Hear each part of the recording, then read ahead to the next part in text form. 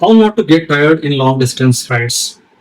Today, I'm going to give you a few tips on how not to get tired in long distance rides. As much as they are thrilling and exciting, let's find out some of the hacks with which you can make your long distance touring comfortable. So, the first point here is the hydration. Hydration is very important with relation to how your body reacts to long distance touring. So, you need to drink plenty of water, skip those sugary sodas, and stick to plain chilled water.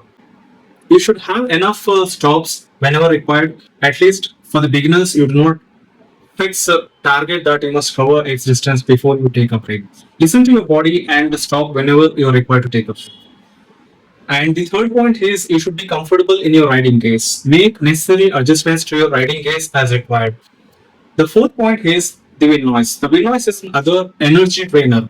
With good windshield and good helmet, you can travel longer distance comfortably.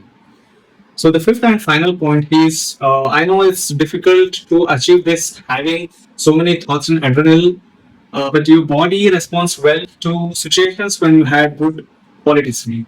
So get enough sleep before you ride.